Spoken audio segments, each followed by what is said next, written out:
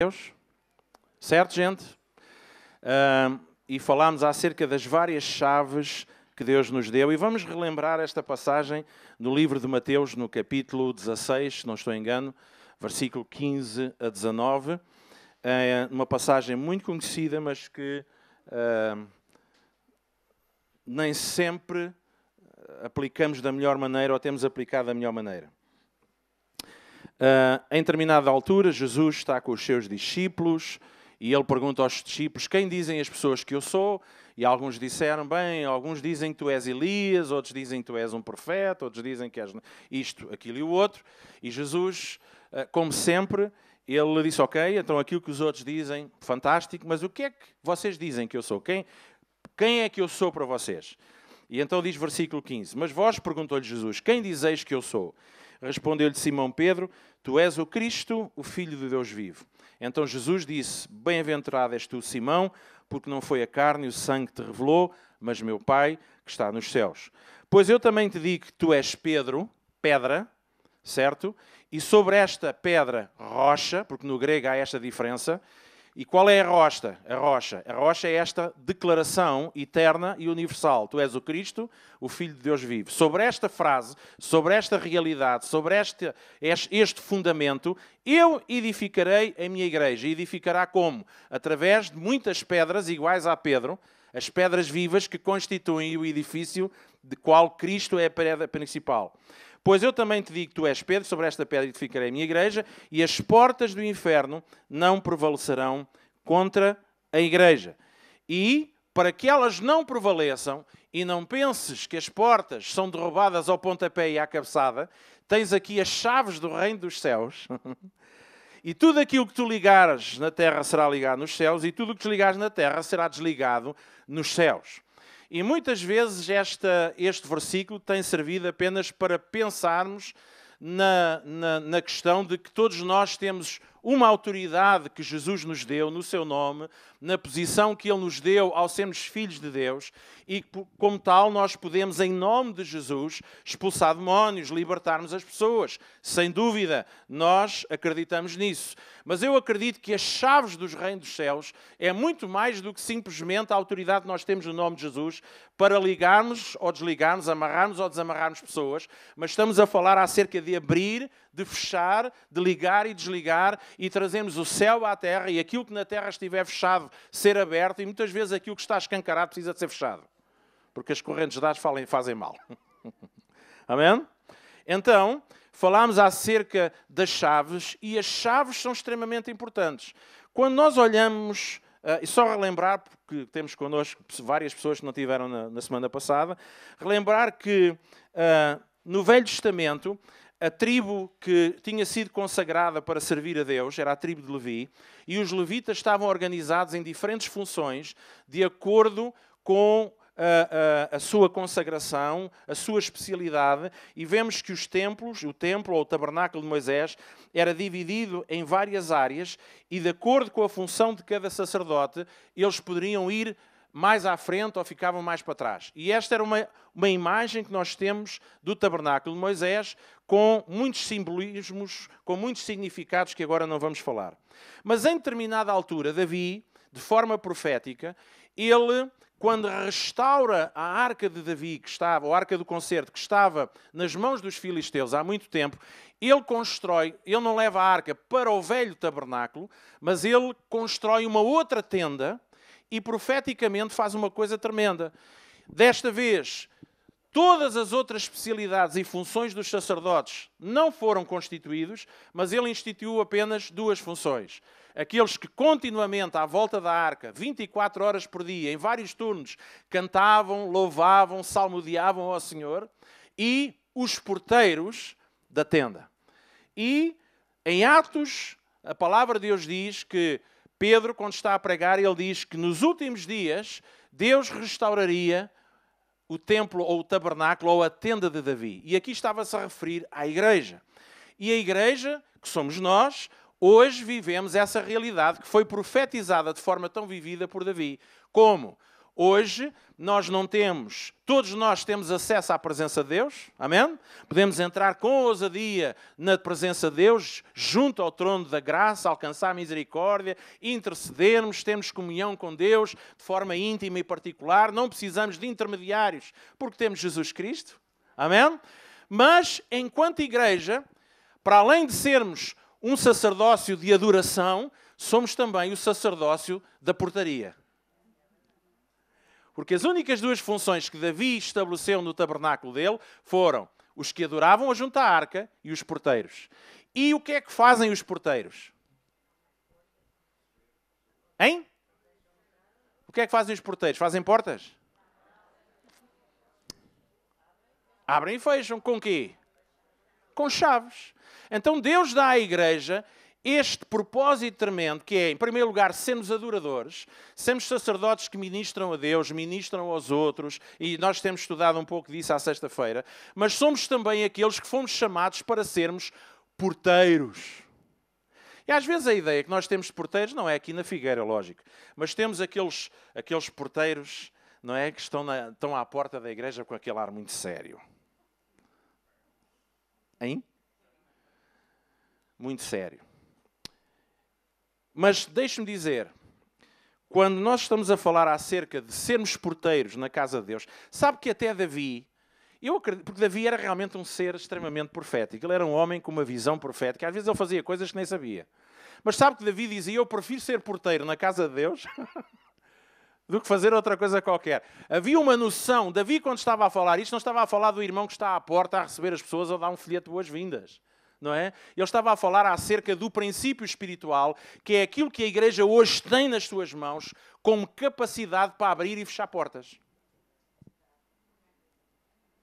Não se entusiasmem todos ao mesmo tempo, senão fica aqui um barulho muito complicado na sala.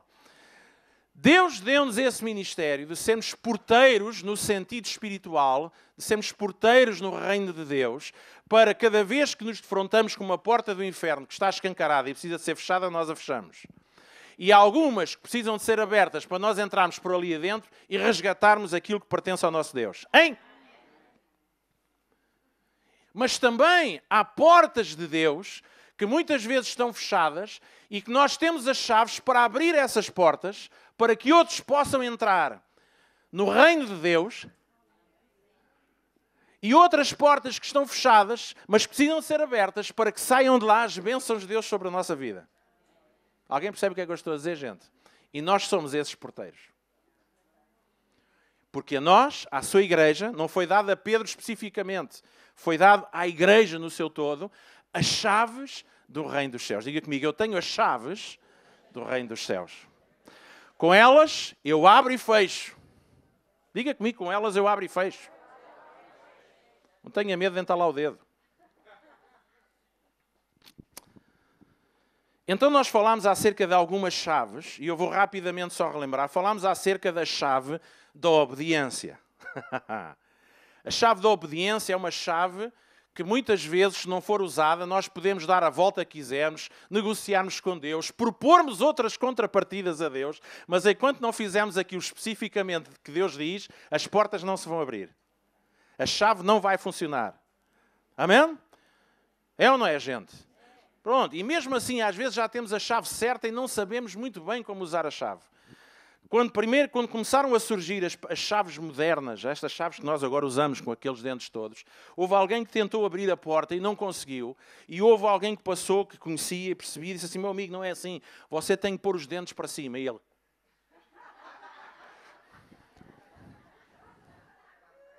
Eu tenho que meter uma piada de vez em quando, senão vocês caem para o lado de sono. Certo? A chave da obediência. E a chave da obediência é a chave da obediência. Nós podemos tentar forçar com uma gazua, podemos pegar em outras formas para tentarmos abrir a porta, mas se Deus diz que naquela situação concreta é isto que tu tens que fazer, é isto que nós temos que fazer, porque não vale a pena cantarmos para a porta, não vale a pena falarmos para a porta, não vale a pena profetizar para a porta, não vale a pena ir buscar mais 3 irmãos para fazermos uma oração de concordância sobre a porta, porque isso não vai funcionar. Enquanto fizeres aquilo que Deus disse, é aí que a porta se vai abrir. Não é? Nós conhecemos aquela história de crianças que é a história do Alibaba e dos 40 ladrões, não é? Tem mais ou menos a ver com a nação de Portugal também. Mas e havia aquela palavra mágica que era preciso dizer abracadabra, não era? Para que a porta se abrisse. Ou abre-te Sésamo. Eu agora de repente fiquei confuso porque comecei a pensar na rua Sésamo. Abre-te Sésamo. Não é? E a gente pode chegar lá e dizer outras coisas, mas se Deus diz abre-te Sésamo, abre-te Sésamo. Se é aquela chave, então a chave da obediência é uma chave que nós podemos dar as voltas todas que nós quisermos. Nós falámos acerca de Malaquias 3.10, não a propósito dos dízimos, já agora dizendo, não se assustem. Mas, por exemplo, é uma chave que Deus está a dizer. Só quando tu usares esta chave é que as janelas do céu, aqui eram janelas, não eram portas. Imagina quando as portas se abrem. Só quando tu fizeres isto é que elas se vão abrir para ti. E nós precisamos de perceber que a chave da obediência é uma chave extremamente importante. Quando em João 15:7 Jesus disse, se vocês permanecerem em mim e as minhas palavras permanecerem em vós, ou seja, se vocês fizerem aquilo que eu vos mando, então vocês podem pedir tudo o que quiserem que vos irá acontecer. E eu quando leio este versículo até me arrepio.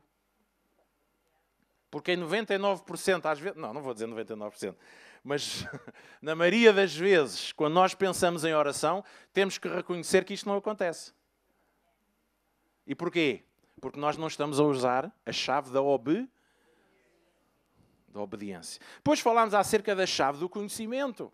E falámos acerca do facto de que muitas vezes, e em algumas partes na Bíblia, e numa concreta, Jesus disse, ou Deus disse ao seu povo, o meu povo está a ser destruído, as portas do inferno estão a prevalecer contra o meu povo.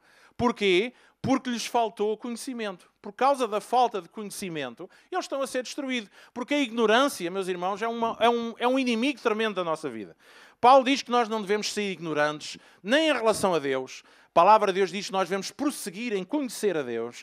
Diz também para não sermos ignorantes em relação aos nossos inimigos e aos ardis que eles usam contra nós. Paulo estava a dizer, eu quando luto não ando aqui a disparar para o ar a ver se acerta em alguém. Eu sei com quem eu batalho, porque eu tenho conhecimento daquilo que está a acontecer. Eu tenho noção daquilo. Havia uma tribo, que era a tribo de Issacar, que eles eram experientes e especialistas em saber discernir os tempos.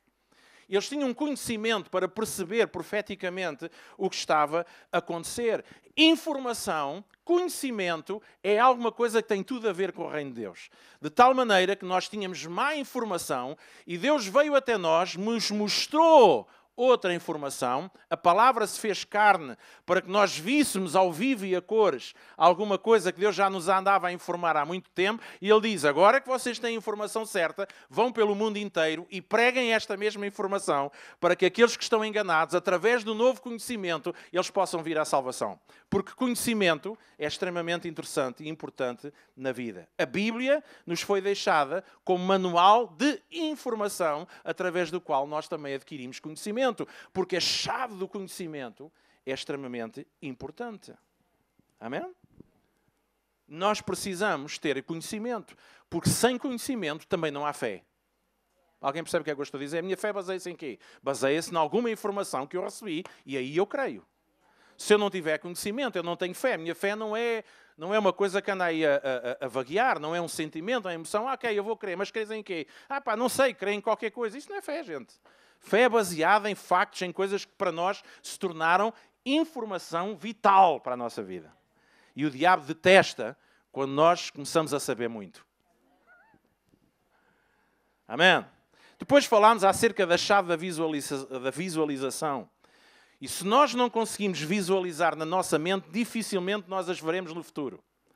A chave da visualização, não estamos a falar do poder da mente, não estamos a falar no pensamento positivo, estamos a falar acerca do poder da imaginação. Quando, sabe, a Bíblia fala de imaginações vãs, mas a imaginação foi um instrumento que Deus nos deu. Quando eu fecho os meus olhos, o que é que eu imagino acerca da minha vida? Como é que eu me imagino daqui a 20 anos? Às vezes, mais velho, obrigado. É verdade? Mais velho, mas não trôpego. Mais velho, mas não deprimido. Mais velho, eu costumo dizer, eu vou pregar até aos 90 anos. E aos 90 anos vou pegar na minha Maria e vou para a gandaia. Aí é que vai ser celebrar. Amém? Para a serra já chega. Agora quero... Por favor, profetiza-me outra coisa, tá? Amém? Então, daí passa a importância da renovação da nossa mente, porque diz que quando nós renovamos a nossa mente, e é verdade, apresentamos o nosso corpo em sacrifício vivo, por aí afora, diz que nós vamos experimentar a boa, perfeita e agradável vontade de Deus. Uma mente renovada, uma mente que consegue pensar acerca de Deus, mas acerca de si mesmo, da mesma maneira como Deus pensa, nos ajuda a visualizar o nosso futuro. Se eu estou enfermo, eu consigo me visualizar curado. Se eu estou falido, eu consigo-me visualizar não apenas pela força do pensamento, mas pela força da chave do conhecimento, das promessas de Deus, daquilo que Deus diz acerca da minha vida. E eu consigo-me visualizar como Deus me vê. E quando Deus dá promessas, normalmente dá formas também para nós conseguirmos nos imaginarmos a nós mesmos. Falámos acerca de que Jesus, ele foi até à cruz, se dispôs a padecer uma morte vergonhosa por causa da alegria que lhe estava proposta. Jesus, quando foi à cruz, ele tinha em mente não o sofrimento da cruz, mas a ressurreição, a glorificação que ele ia passar, aquilo que viria depois de fantástico, depois do momento do sofrimento. Meus irmãos, nós podemos estar na maior das nossas tribulações, mas nós precisamos nos visualizar fora dela. Chamem-lhe a cenoura à frente do burro, chamem-lhe o que quiserem, mas sem visão, o povo vai abaixo. Sem a capacidade de ver para além do momento que nós estamos a viver, do deserto que estamos a atravessar, da luta que estamos a atravessar, por muito intensa que ela seja. Paulo, ele passou por naufrágios, certo? O resto do povo não tinha capacidade de visualizar nada. Eles já estavam todos a ver a morrer. Mas Paulo, ele conseguia ver o que estava para além da tempestade. Ele disse, pá, gente, tenham calma. Tenham calma que isto é só uma borrasca, mas ninguém vai ser prejudicado, porque há propósito de Deus para além desta tempestade. E sabe o que é que o povo, aquela malta do barco fez? Em primeiro lugar, começaram logo a fazer aquilo que muitas vezes faz. Começaram a deitar fora os aparelhos dos barcos, a mercadoria. E sempre que nós passamos pela tempestade, quando não temos uma perspectiva para além da tempestade, até começamos a deitar coisas que até ali para nós eram fundamentais. Porque de repente já não há futuro. Lutamos pela vida, mas já não conseguimos ver para além. Então começamos a comprometer uma série de coisas. Mas Paulo, é para a gente. Tenham calma. Ninguém vai morrer. Porque eu estou a ver-me para além desta tempestade. Eu estou-me a ver em Roma. Eu estou-me a ver para onde Deus disse que eu ia. Paulo estava firme na sua visualização das promessas de Deus. E isso é essencial para a nossa não sobrevivência, mas para a nossa vivência. Como fé, como filhos de Deus, como gente que tem chaves para abrir e fechar as portas. Então, falámos acerca disso, falámos acerca da chave do perdão, falámos acerca do facto de que se nós não perdoarmos, portas vão prevalecer fechadas. Muitas vezes as portas estão fechadas porque não estamos a usar esta chave. Falámos acerca disso, falámos acerca do facto de que cada vez que nós não perdoamos, estamos a pedir ou estamos a assumir para nós um direito que é de Deus. Qual é o direito? O direito de fazer justiça. Quando eu perdoo, eu coloco nas mãos de Deus a injustiça que me foi causada, a ofensa que me foi feita, as palavras que me magoaram. Eu pego nisso e eu digo, Deus, este é o teu direito. Eu não tenho o direito de vingança, não tenho o direito de retaliação, nem sequer tenho o direito de continuar magoado. Eu dou-te, esta é a chave. E quando nós damos isso nas mãos de Deus, de repente, portas se abrem. Porque às vezes há portas que estão fechadas, porque no nosso coração a chave do perdão não foi acionada. Não quer dizer que a chave do perdão vai abrir todas as portas, porque para cada porta há uma chave. E nós temos que estar sensíveis a Deus. E Jesus ensinou, inclusive, que até a nossa oração fica privada de funcionar. A nossa adoração nem sequer sobe das 4 do teto, enquanto houver situações por resolver na nossa vida. Aleluia. Depois falámos acerca da chave da persistência. E esta chave, eu até disse, é a chave mais pesada. E quando eu disse é mais pesada, no sentido, faz lembrar aquelas chaves grandes, as chaves da cidade, não é? Aquelas chaves que abrem os portões muito grandes. Porque é uma chave, pesa, é desconfortável. Porque é uma chave que implica tempo. Persistência é alguma coisa que muitas vezes é aquilo que é necessário. Se perseverares até ao fim, tu vais receber. Quantas vezes nós desistimos a 2 passos da resposta? Quantas vezes desistimos antes da curva e ao virar da curva estava lá o nosso milagre? Quantas vezes desanimamos e desfalecemos, esquecendo que a seu tempo todos nós iremos receber aquilo que temos procurado, semeado e construído. A palavra de Deus diz que se nós não desfalecermos, nem nos cansarmos de fazer o que é certo, nós iremos receber aquilo que fizemos. O que é que estamos a falar? Persistência. Oh, quão bom seria que a igreja fosse como o McDonald's. Que o reino de Deus fosse como o Kentucky Fried Chicken. Como bom seria que a igreja fosse como a Herbalife. Tudo seja rápido, tudo seja emoções, respostas rápidas. Nós queríamos que isso acontecesse. Era tão bom, não era? Pois era. Mas não é. Às vezes é, outras vezes não é. Outras vezes aquilo que é a chave é nós permanecermos. O irmão sabe que só o simples facto de nós permanecermos e não arredarmos pé, que só isso já faz com que o diabo esteja derrotado? E se eu dou um passo e permaneço ali, persistente, vêm ventos, vêm tempestades, vêm problemas, mas eu permaneço, e às vezes nem vem problemas nenhuns, às vezes nem vem problemas, nem vem coisa nenhuma. E eu tenho descoberto que é tão difícil perseverar, às vezes é mais difícil perseverar quando nada está a acontecer do que quando há guerras.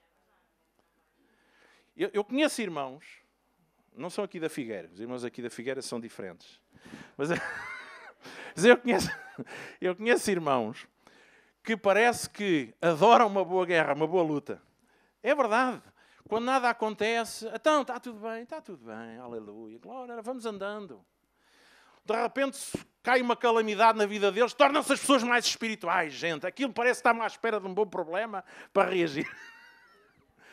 E eu descobri também que às vezes é mais difícil permanecer quando nada acontece. Não é? Não sei, quem é que costuma andar de barco?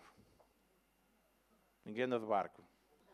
Ainda bem, pronto. Estamos a falar de uma terra pescatória, ninguém anda de barco, está bem. Não tem problema. Temos ali. Pronto, e barco à vela? Ok. À vela, mas não é daquelas de acender. É daquelas... Sabe, e quem já viu filmes, eu nunca andei, portanto estou a falar de cor, mas quando já vimos filmes, não é, do tempo dos descobrimentos, eu gostava dos filmes dos piratas com o Errol Flynn, eu já ainda só tenho 20 anos, mas ainda gostava daqueles filmes antigos. E uma coisa que sempre se percebe nesses filmes, e às vezes até em documentários, é que a pior coisa que pode acontecer para os marinheiros, pior de uma tempestade, é aqueles períodos de calmaria no mar em que nem sopra brisa nenhuma. O mar parece um espelho. Não há vento nenhum, não há brisa. O barco não se move. Que coisa! Aquilo dá cabo dos nervos de toda a gente. Que complicação! O pessoal começa a entrar em parafuso. A malta quer saltar do barco e ir a nadar até a terra. Tudo menos estar aqui parado à espera que surja uma brisazinha. Pior do que uma tempestade é às vezes os períodos em que parece que nada acontece. Certo? E aí, muitas vezes somos testados em permanecer, em persistir. Mas caramba, Deus, quando é que sopras aqui uma brisazinha nesta zona? Até está tudo bem, está tudo tranquilo, não há problemas de maior, temos as nossas necessidades supridas, temos uma igreja fixe, temos uma família boa, tudo está na boa, tudo está porreiro. Mas Deus, quando é que sopras uma brisazinha? Eu já estou farto de estar aqui parado, eu quero andar para a frente. Se for preciso, e depois de repente Deus já até manda uma brisa daquelas fortes. E a gente... Então... Alguém percebe o que é que eu estou a dizer? Persistência é uma chave interessante e importante. Vamos às 2 chaves que hoje eu gostaria de continuar. A chave da sementeira. Isto é uma chave das Escrituras, é uma chave em que a palavra de Deus nos ensina que as bênçãos seguem o abençoador. Amém? Diga comigo, as bênçãos seguem o abençoador. Qualquer coisa boa que nós fizemos por alguém, Deus fará por nós.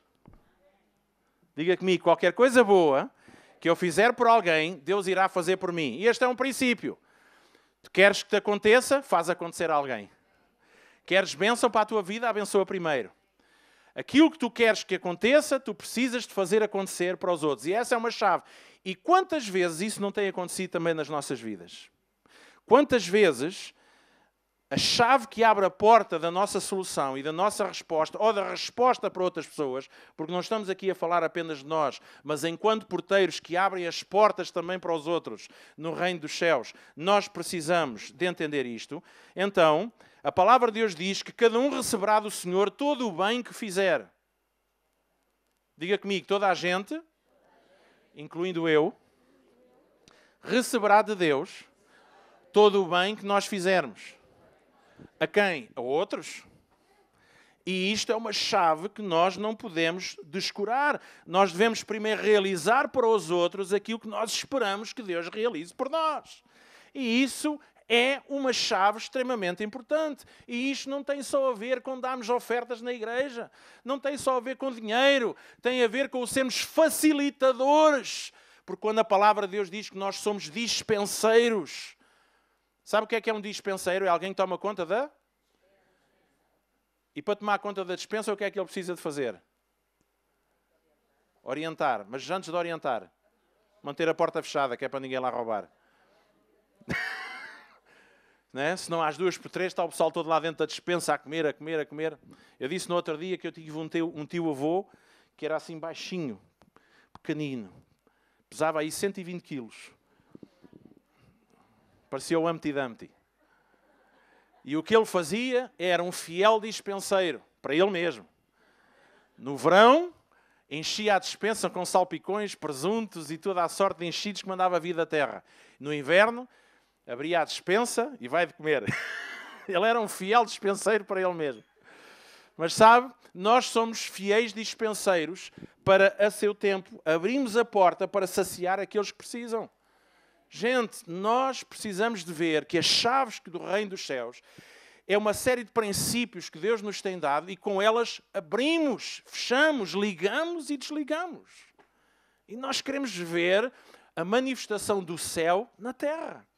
Porque foi isso que Jesus nos ensinou na oração do Pai Nosso. Seja feita a tua vontade, tanto na terra como nos céus. Como é que nós fazemos isso? Usando as chaves certas, abrindo as portas, fechando portas, trazendo a realidade espiritual à vida de quem precisa. Tudo se reproduz na sua espécie. Se queremos cura, nós devemos começar a orar pela cura das outras pessoas. Esta coisa de que nós nunca oramos por ninguém, porque nós também temos problemas, está a ver a coisa ao contrário. Lá está, põe os dentes para cima, irmão. Amém? Está a usar mal a chave. Não é?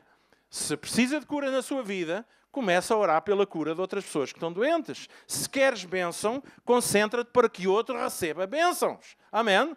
O que fizeres acontecer aos outros, Deus fará acontecer na tua vida. Então eu preciso pensar qual é a minha maior necessidade.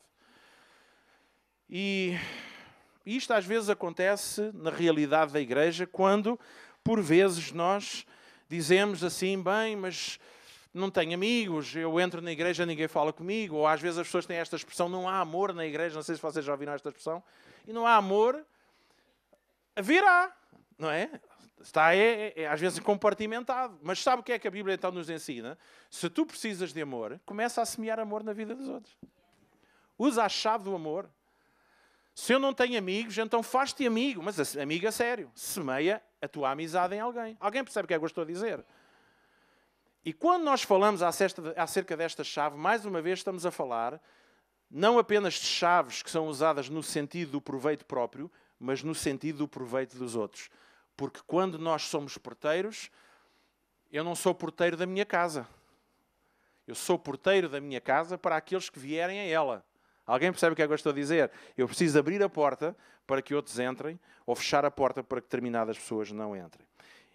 Depois nós temos a chave do louvor. Sabiam que o louvor é uma chave também? Há pessoas que acham que o louvor é uma chave para tudo. Não, a atitude em si deve estar presente em todos os momentos da nossa vida. Em tudo dar graças. Em todos os momentos, em todas as circunstâncias. Em todos os teus caminhos, reconhece ao Senhor. Em toda a tua vida, reconhece aquilo que de bom Deus está a fazer na tua vida. Então, quando nós conseguimos reconhecer, nós conseguimos celebrar. E louvar é celebrar. Celebrar é comemorar alguma coisa ou alguém. Nós celebramos os aniversários das pessoas. Amém? Eu, quando faço funerais, quer dizer, não sei o que os faço, mas eu, por exemplo, no outro dia vinha numa conversa no meu carro, a minha mulher até dizia, vocês não têm assunto melhor para falar? E eu e o meu filho vínhamos a falar de morte. Zombie e tal.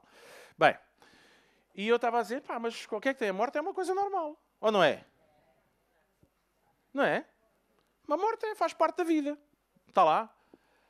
Não tem nada de mal. Às vezes o sofrimento que leva ao processo aí é uma coisa complicada. E estávamos a falar acerca de vários assuntos, mas não de morte no sentido mórbido. Mas depois estávamos a falar de funerais e de agências funerárias e alguns pensam, este pastor é mesmo estranho. E sabe o que é que eu estava a dizer? Porque estávamos a falar... Agora que já sei. Estava a falar com o meu filho, porque pronto, ele tem 16 anos e a preocupação é o que é que vai ser o futuro. Não é? O que é que há de estudar, ou se vai criar um negócio. E entre os negócios, o meu filho disse, as agências funerárias é que é uma coisa que dá dinheiro. E eu disse, podes crer, porque com a quantidade de pessoas de terceira idade que vão aumentando o nível da percentagem no nosso país, a agência funerária é coisa que dá sempre dinheiro. E depois eu estava a falar acerca do facto de achar que em Portugal, porque isso tem a ver com a cultura católica, nós comemoramos a morte e não a vida que a pessoa teve. Nós temos um culto à morte em Portugal. Nós celebramos a morte. E normalmente os velórios e os próprios funerais são uma celebração da morte e não da vida que a pessoa teve. E daí temos as carpideiras profissionais. Pessoas que vão lá, depois acabou, pronto, já acabou, até amanhã. Não sei se já viram disto acontecer. Eu já vi. Às vezes até entre família, meu querido, foste embora e não me deixaste os anéis.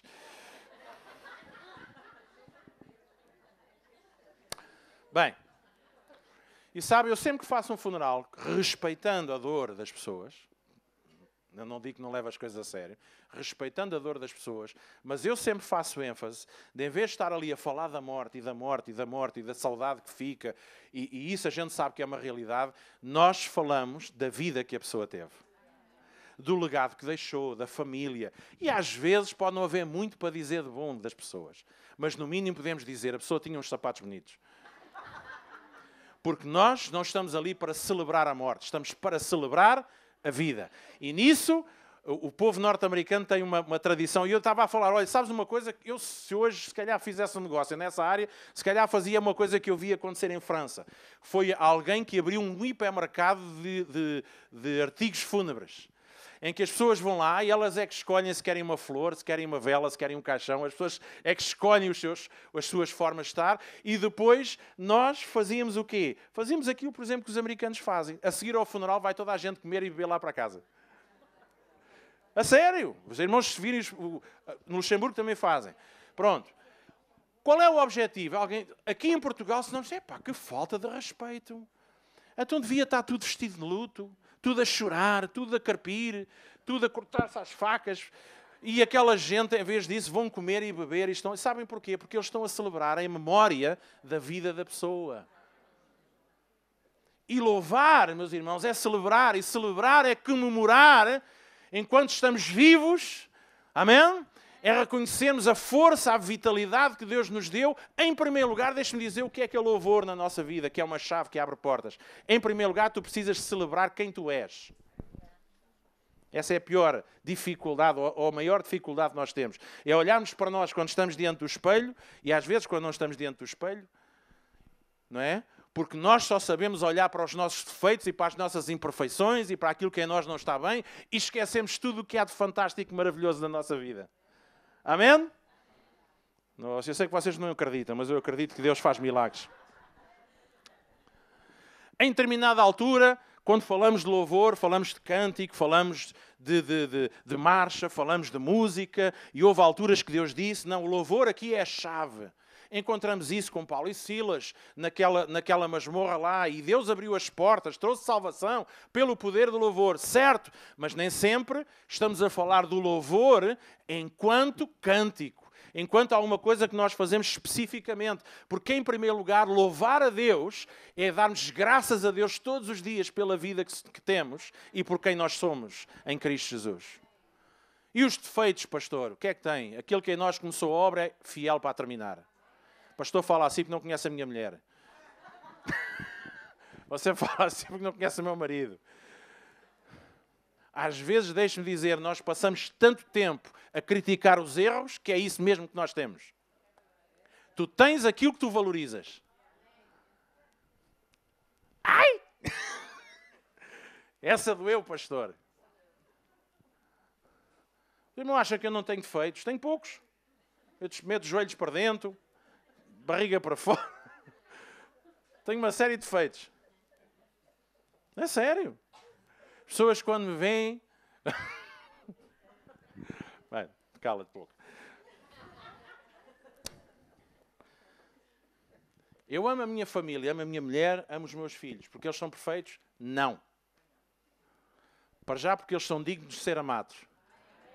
Segundo lugar, porque eu aprendi a amá-los. E sabe como é que a gente aprende a amar? A valorizar aquilo que é bom neles. O que é imperfeito, isso vai se resolver. Vamos celebrar aquilo que é bom. Amém? Amém, é? É amém, é? Na igreja é a mesma coisa.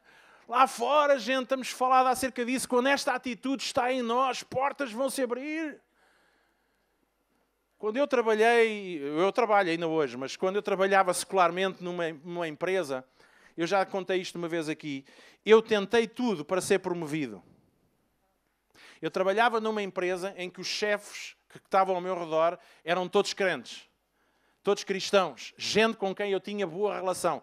De tal maneira que o Carola de toda a logística, estamos a falar da Alta Europa, que é uma empresa muito grande, muitas vezes chamava-me do meu posto de trabalho para eu ir para o gabinete com ele só para estarmos na conversa. E o resto da malta toda a roer-se de inveja. E eu a pensar assim, bem, qualquer dia, um dia destes, ele vai me convidar para ser promovido. Tinha um outro chefe mais direto que tinha feito parte da equipa de louvor da igreja onde eu tinha sido pastor sobre ele. E eu, naquele momento, estava a trabalhar debaixo daqueles que tinham estado debaixo da minha autoridade. E eu assim, bem, isto qualquer dia vai dar. Mas todos os dias ia para o trabalho, Caneco nunca mais sai daqui. E isto nunca mais muda. E isto nunca mais vira. E o não sei quê. E o não sei que mais. E um belo dia Deus começou cá a trabalhar cá dentro.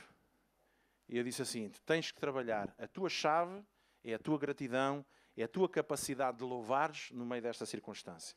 Então eu comecei-me a levantar bem cedo de manhã, a dar graças a Deus, enchia-me da palavra de Deus, e às vezes quando dizemos encher, estamos a falar de um versículo bíblico, mas que nos enche de manhã, nós louvamos a Deus, damos graças a Deus, Senhor, obrigado pelo trabalho que me deste, obrigado porque se é para ficar naquela posição sempre, eu vou ficar naquela posição sempre, não tem problema, porque aquilo que mais me importa para mim é entrar ali e passar o meu dia cheio de alegria. E comecei a dar graças a Deus, e cheguei lá ao trabalho, e sabe, passado 3 meses eu já tinha passado por 3 postos de trabalho, fui promovido, se calhar aquilo que poderia ter sido um processo mais lento se eu tivesse tido a atitude mais certa, mais cedo. Em três meses eu passei do lugar onde eu estava por 3 situações diferentes e acabei como chefe de uma equipa que foi criada especificamente para eu ser o chefe deles. E no dia em que eu me vim embora, aquele posto de trabalho acabou. E com o horário que eu queria, com todas as condições que eu queria. Sabe porquê? Pura e simplesmente porque, de repente, eu decidi usar a chave que Deus me estava a dizer. Aliás, decidi usar 2. A chave da obediência e a chave do louvor. Quantas portas se irão abrir para nós de cura, de restauração, de bênção, de livramento, quando nós usamos as chaves que Deus nos deu? Ah, mas claro, é mais fácil irmos para lá dançar o sapateado sobre a cabeça do diabo e dizer estás amarrado, e eu...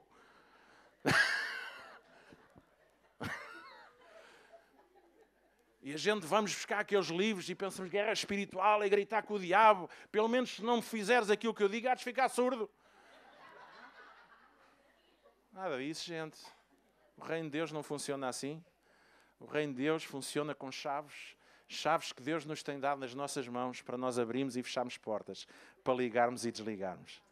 E a chave do louvor, a chave da adoração, a chave que vem, em primeiro lugar, da satisfação, que é aquilo que nós reconhecemos. Quando nós reconhecemos, nós celebramos. Se nós celebramos, nós tomamos posse das coisas, meus irmãos. Porque Deus é um Deus de celebração. Deus alegra-se connosco, gente. A religião ensinou-nos que Deus está sempre a olhar para nós e só vê novas. E está sempre triste, e está sempre zangado connosco, e a gente tem que andar aqui a esgravatar. Nada disso, meus irmãos. Deus, Ele alegra-se connosco. Ele celebra cada vitória que nós conseguimos alcançar. Cada pensamento novo que entra no nosso sistema de pensamentos. Cada coisa que nós experimentamos, cada revelação que nós adquirimos, cada passo de crescimento. Deus faz festa no céu. Eu acho que a maior parte dos crentes acham que a festa no céu é só no dia em que nós aceitamos Jesus. Pois a partir dali é uma choradeira. Porque às vezes a sensação que eu tenho é esta. Há a maior alegria no céu quando um pecador se arrepende, não é? Oh, grande festa. Pois a partir daí Deus está sempre a chorar e os anjos, porque nós somos imperfeitos e somos pecadores. Faz sentido. Os irmãos sabem que há celebração no céu.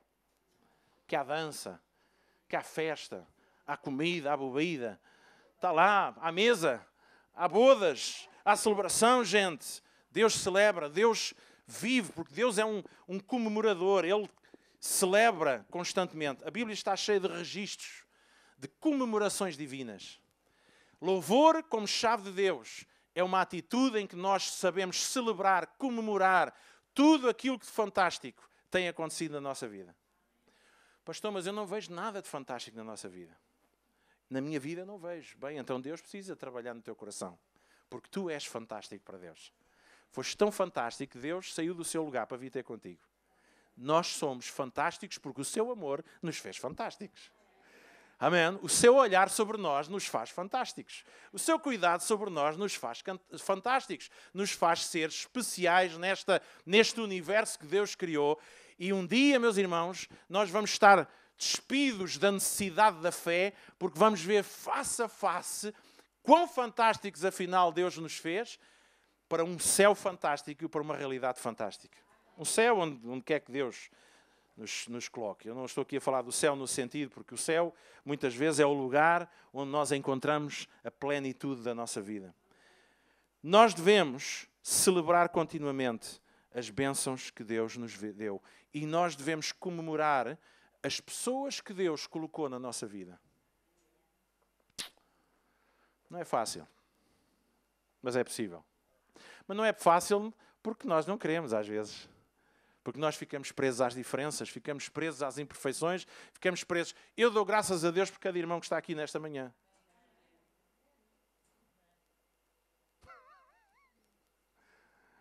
Eu gosto dos vossos rostos iluminados. Amém? Consegue olhar para a pessoa que está perto de si? Mas qual, pastor? Do lado direito ou do lado esquerdo? Escolha. Se calhar olhar para o marido que está ao lado. Para a esposa. E dizer assim, eu dou graças a Deus por ti. Eu celebro a tua presença todos os dias. Sabe porque é que eu tenho um casamento feliz? Eu tenho um casamento feliz.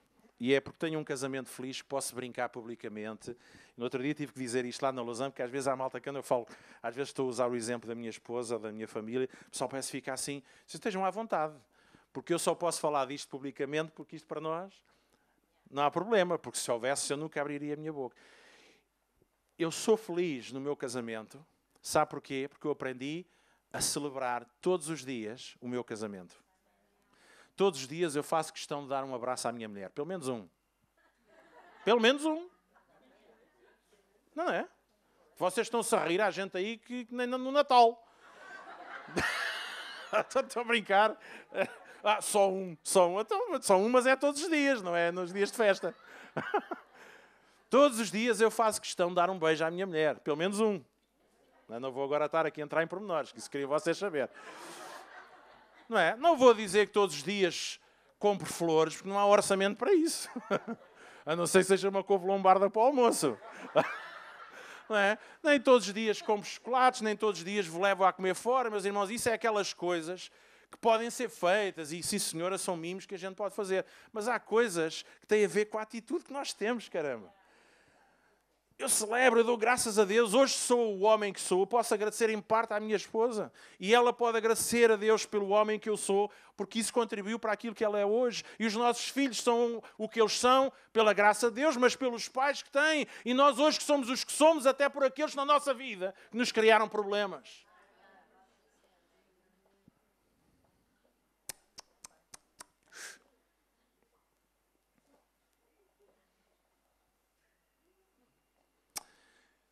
Eu até vou dizer uma coisa que se calhar é assim muito louca. Eu até dou graças a Deus porque há diabo. Porque se não houvesse diabo, eu nunca tinha descoberto o amor e a compaixão e a misericórdia de Deus como eu conheço hoje. Hein? Alguns estão tão preocupados com o pecado e com a queda, mas deixem de dizer, se não fosse a queda, nós nunca tínhamos experimentado o amor de Deus como experimentamos hoje. A morte e a ressurreição de Jesus Cristo, a entrega. Alguém percebe o que é que eu estou a dizer? Depende da perspectiva como tu olhas. Mas quando tu tens a chave do louvor, o que é louvar? Louvar, meu irmão, é fazeres da tua vida uma celebração constante. Amém! Pá, este pastor, isto deve ser a tomar pastilhas de manhã à noite. Pá, aquilo é sempre... Então o homem está... o homem está sempre... Não, meus irmãos, é uma decisão minha. Não são poucas as vezes que eu chego acima de um púlpito ou venho para um culto de manhã em que me apetece estar em todo lado, menos ali. Fisicamente falando. Emocionalmente. Estamos cansados. Temos a boca a saber a papel de música. Enfim, uma série de coisas. Estamos a viver um momento complicado. Momentos em que somos apertados. E a gente louva a Deus. Oh, glória! E quando a gente começa a partilhar, e a gente começa a usar a chave que Deus nos deu, de repente,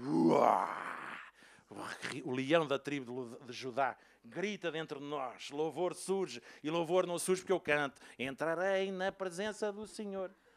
Nada disso, porque de repente eu começo a celebrar quem sou, começo a celebrar a minha vida. Alguém percebe o que é que eu estou a dizer?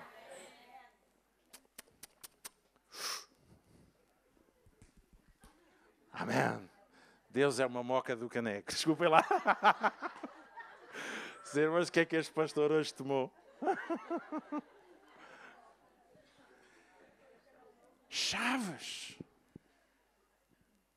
Chaves do reino dos céus, gente. Somos porteiros na casa de Deus. Somos porteiros no reino. E abrimos portas. Não só para que outros entrem no mesmo reino que nós, mas abrimos as portas das despensas do céu. Fazemos vir as coisas até nós e à vida dos outros. E aquilo que eu mais desejo, gente, é encorajar, é estimular, é levar-vos à paixão, à alegria. Porque, meus irmãos, céu é onde nós estamos e construímos-lo juntamente com Jesus. Esta coisa que temos que nos andar aqui a arrastar a nossa vida. E é verdade, temos problemas, gente. E há alturas complicadas. Esta semana... Isto até é para rir. Andamos lá a mudar lá algumas coisas na ação social e eu decidi pintar lá a entrada da igreja, da ação social. E tal, na boa, glória a Jesus. Ai, mas glória a Jesus. Ai. E a gente na boa. E às 2 por 3, quando estava a meter fita, eu decidi armar-me em Batman. E o escadote fechou e eu caio do escadote lá de cima. Pumba! E a minha mulher veio a correr. Ai, marido, queres que eu chame o 112? Isso não vai chamar uma grua. Se vai chamar...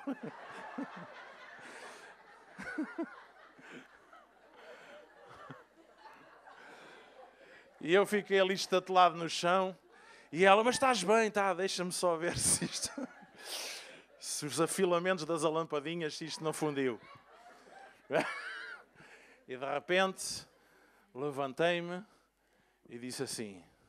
Eu podia ter morrido aqui.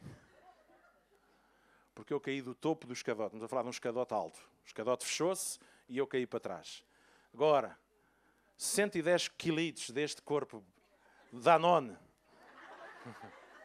Caí no chão. Agora, os irmãos estão a brincar. Estão a brincar? Não, estamos a rir. E eu também me ri disso.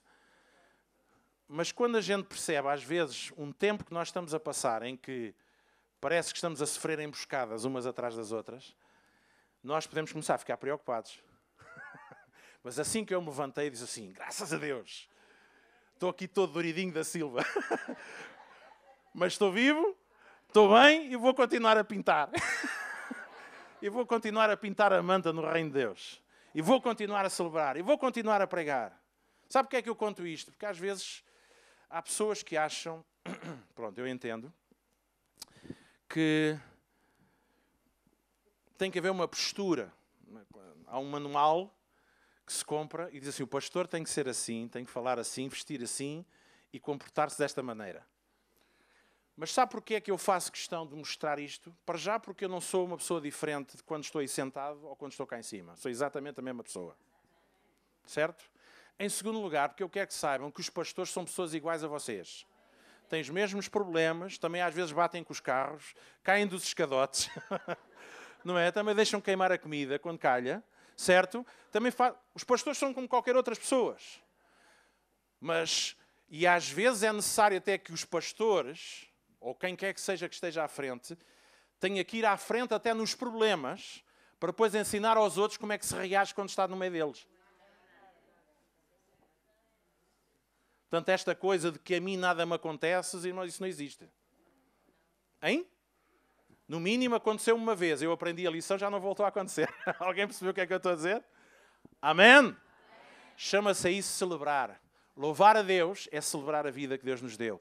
É celebrar as bênçãos, as vitórias. É celebrar todas as circunstâncias que acontecem. E no meio delas, celebrar as pessoas que Deus colocou na nossa vida.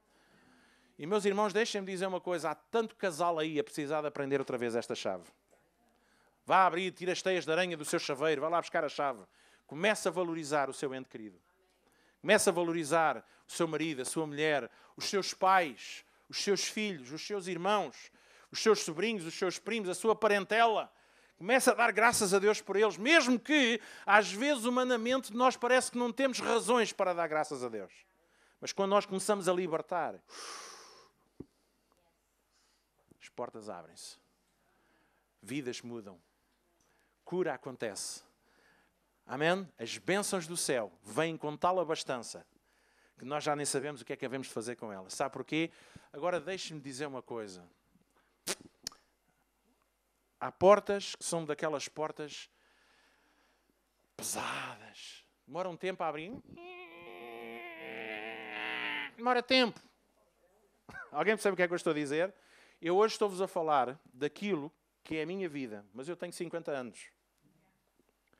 No outro dia, quando foi o dia aqui da despedida da Elié, estávamos aqui a almoçar e uma moça que é a Sandra Beltrão, que os irmãos conhecem, ela virou-se para mim e disse-me assim para mim, pastor, acho que é Beltrão, não é Beltrão?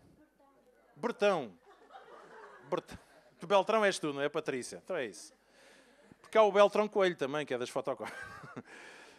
E ela virou-se para mim e disse assim, pastor, de onde é que vem essa sua boa disposição? O pastor está sempre bem disposto. E eu disse-lhe a ela o seguinte, tu sabes porque é que os afro-americanos são dos melhores cantores em todo o mundo e das pessoas com mais sucesso em termos musicais? E ela disse, não, porque no tempo em que eles eram escravos, eles desenvolveram a capacidade de transmitir o que sentiam através do canto. Daí aquilo que os americanos chamam de soul music, a música da alma. Foi alguma coisa que foi desenvolvida, aprendida, exercitada, desenvolvida nos tempos em que eles não tinham razão para cantar e que muitas vezes o seu canto era choro. Encontramos isso nos Salmos com Davi, encontramos isso em outros cantores. Gente, e quando chega ao momento, a coisa já está tão entranhada cá dentro, já faz parte da nossa maneira de ser e de estar. Alguém percebe o que é que eu estou a dizer? Porque alguém não pensar que eu tenho lá uns pacotes em pó que a gente mistura de manhã e aquilo sai ali uma boa disposição. Nada disso, gente. Trabalha-se. Os princípios, as chaves do reino dos céus, é alguma coisa que nós precisamos de utilizar vez após vez, vez após vez. Tentar, até que as portas de repente se comecem a abrir. Dias de lágrimas, também as tenho. Mas eu aprendi aquilo que o salmista diz. O choro pode durar uma noite, mas pela manhã veio o pequeno almoço. É? Também é. Sabe? O choro pode durar, mas aquele que aprendeu a alegrar-se, aquele que aprende a celebrar, ele não fica preso no choro, ele não fica preso na tristeza, ele não fica preso na depressão. Gente, vamos usar as chaves que Deus nos deu para proveito do reino dos céus, para a bênção daqueles que nos rodeiam e também para nós mesmos encontrarmos muitas vezes a resposta, a solução para a nossa vida. Porque na utilização das chaves, portas se abrem. Amém? Vamos ser porteiros? Amém? E um dos princípios de sermos porteiros é que nós não somos porteiros por causa das gorjetas das pessoas. Somos porteiros por causa da glória que Deus irá manifestar na nossa vida. Amém? Vamos ficar de pé. E eu desafio-vos nesta manhã a sermos gente que sabe usar bem essa chave. Chave do perdão,